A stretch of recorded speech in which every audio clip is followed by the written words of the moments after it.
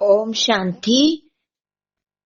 பாபாவிடம் நான் போகை எடுத்துக்கொண்டு சென்றேன். இன்று நான் சென்றதுமே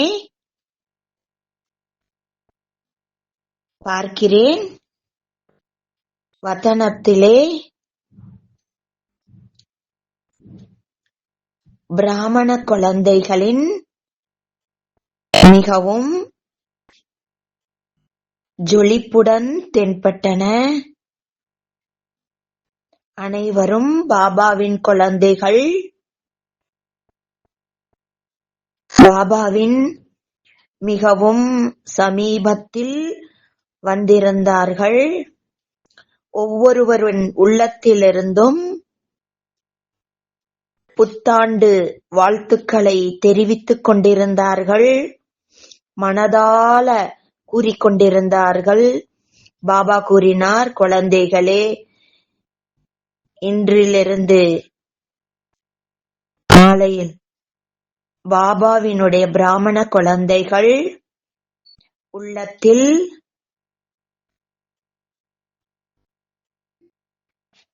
பாபாவிடம் அவர் உள்ளத்தின் நினைவுகள் வந்து சேர்ந்து கொண்டிருந்தது.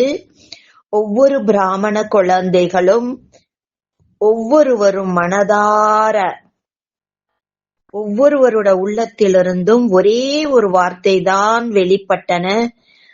இனிமையான பாபா, அன்பான பாபா என்ற வார்த்தை தான் வந்தது. நீங்கள் பாபாவின் குழந்தைகள் ஆகிவிட்டீர்கள். பிறகு பிராப்தியின் அனுபவமும் செய்கின்றீர்கள். அவர்கள் பாபாவிடம் பிரத்யக்ஷமாக தெரிந்தன. பிறகு நான் பாபாவிடம் கூறினேன், புத்தாண்டை கொண்டாடுவதற்காக எவ்வளவு சகோதர சகோதரிகள் அனைத்து இடத்திலிருந்தும் வந்திருக்கிறார்கள் என்றேன். முக்கியமாக ஆக்ரா, டெல்லி ஆகிய இடத்திலிருந்தெல்லாம் வந்திருக்கிறார்கள் என்றேன். பிறகு பாபா கூறினார், குழந்தைகளே, பாபாவினுடைய இந்த இடம், பாபாவினுடைய இந்த விசேஷமான மதுபன்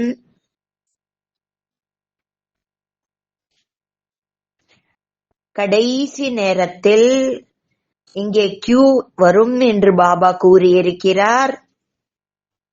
குழந்தைகளுடைய கூட்டம் இங்க நிறைய வந்துவிடும் என்றார்.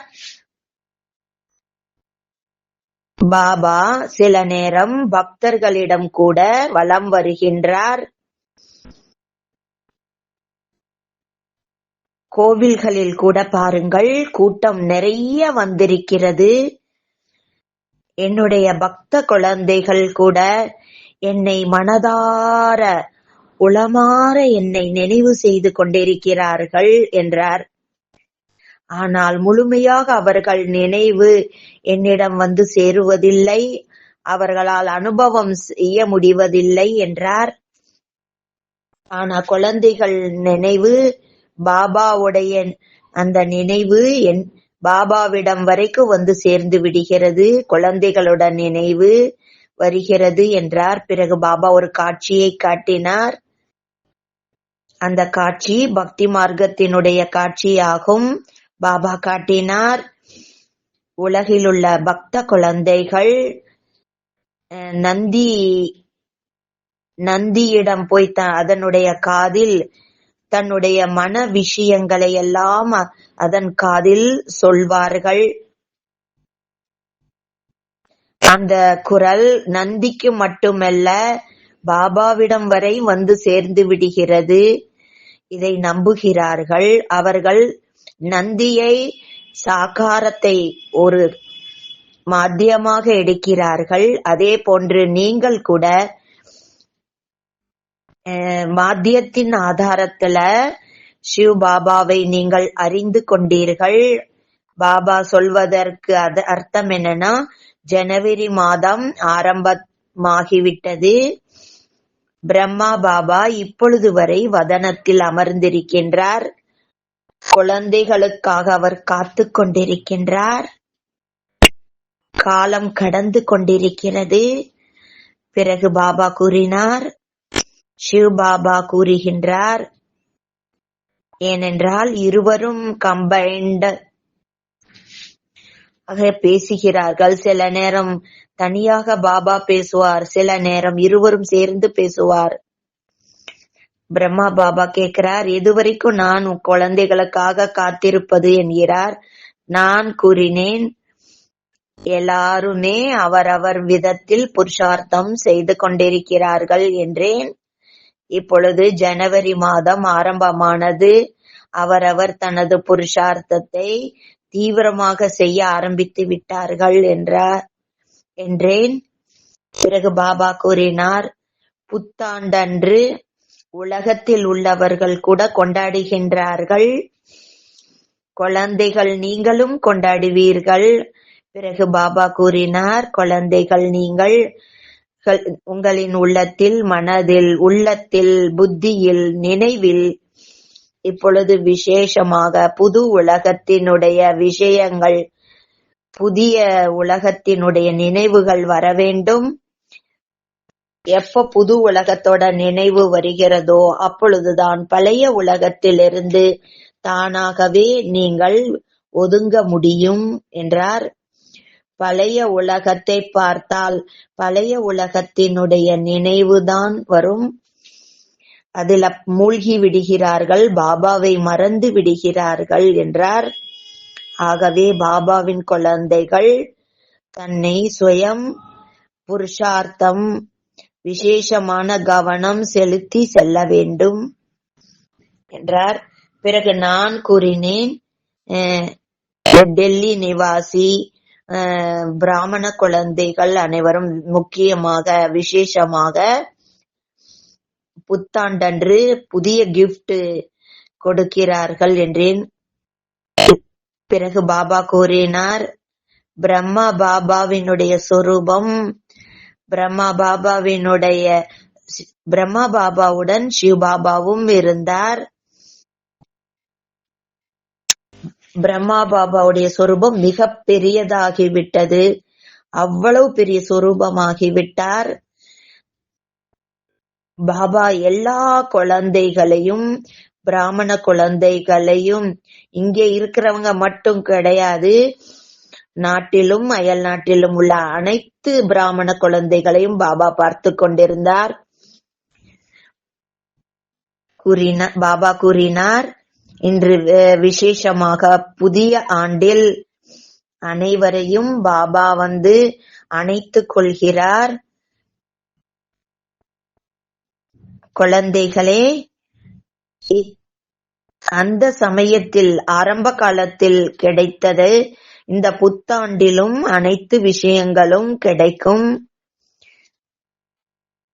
மனதில் உள்ள விஷயங்களை கூறுகின்றார்கள். பிறகு ஒருவரை ஒருவர் அணைத்துக் கொள்கின்றார்கள் என்று சொன்னார்.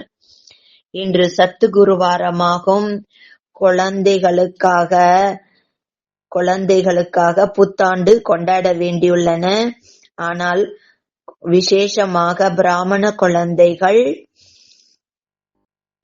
பாபா அனைவரையும் அணைத்துக் கொண்டு எல்லாருக்கும் ஒரே ஒரு மந்திரம் சொன்னார். ஒவ்வொரு பிராமண குழந்தைகளும் மனதார இனிமையான பாபா என்ற வார்த்தை வர வேண்டும் என்றார். இனிமை என்ற சப்தத்தில் ஒரு இனிப்பு சாக்ரின் உருவாகிறது, அதுல நல்ல வாசனை நிறைந்து விடுகிறது என்றார். ஆகவே விசேஷமாக பிராமண குழந்தைகள் என்ன சேவை செய்து கொண்டிருந்தாலும், வருங்காலத்திலும் சேவை என்ன செய்து கொண்டிருந்தாலும், இப்பொழுது சேவை சமாப்தியாக கூடியது. இப்பொழுது சமயம் அவ்வளவு மாறப்போகிறது. அவரவர் இடத்தில் அமர்ந்து கொண்டு சேவை செய்ய வேண்டிய நிலைமை வரும் என்றார். அப்பொழுது பாபாவுடைய சொரூபம் மிகவும் அழகாக, ரொம்ப தேஜஸ்வியாக, ரொம்ப சக்திசாலியாக பாபாவோட சொரூபம் இருந்தது. பிறகு பாபா ரொம்ப அன்போடு பாபா முன்னால் போகை வைத்தோம். பிறகு பாபா அநேகருடைய நினைவுகளையும் கொடுத்தேன். ஜெயபிரகாஷ் பாயினோட நினைவையும் நான் தந்தேன். பிறகு பாபா அனைவருடைய அன்பு நினைவைகளையும் உளமாற ஏற்றுக்கொண்டார். பிறகு பாபா போகை ஸ்வீகாரம் செய்து கொண்டு பிறகு பாபா கூறினார், விசேஷமாக ஒவ்வொரு பாபாவின் குழந்தைகளும் மற்றவர்களுக்கு வாழ்த்து தெரிவிக்கிறீர்கள். ஆனால் உள்ளத்தில் ஒரே ஒரு வார்த்தை மட்டும் நினைவில் வைத்துக் கொள்ளுங்கள். நல்வாழ்த்துக்கள் தெரிவிப்பது என்றாலே குஷி கொடுப்பது பெறுவதாகும். இவ்வாறு பாபா கூறிவிட்டு விசேஷமாக டில்லி சேர்ந்த பெரிய சகோதரிகளுக்கு கூட பாபா ரொம்ப சிநேகம் நிறைந்த அன்பு நினைவுகளை வழங்கினார். பிறகு பாபா கூறினார், ஒவ்வொருவரும் தன்னை விட உயர்ந்தவர், தன்னை விட உயர்ந்த நிலையில் குழந்தைகள் நிறைய சேவை செய்து கொண்டிருக்கிறீர்கள் என்றார். நிமித்த சகோதரிகள் ரொம்ப சேவை செய்து கொண்டிருக்கிறார்கள். சில நேர குழந்தைகள் தன்னுடைய உடலை அவர்கள் கவனம் செலுத்துவதே இல்லை. அந்த அளவுக்கு தீவிரமாக சேவை செய்கிறார்கள். அனைவரையும் பாபா கவனத்தில் வைத்துக் கொண்டு பாபா பிராமணர்களுடைய எண்ணத்தில் வைத்துக் கொண்டு அனைவரிடமிருந்தும் ஆசீர்வாதம் வழங்க வேண்டும், அனைவரிடமிருந்தும் ஆசீர்வாதமும் பெற வேண்டும் என்றார். பிறகு பாபா அனைவருக்கும் மனதார புத்தாண்டு வாழ்த்துக்களை தெரிவித்தார்.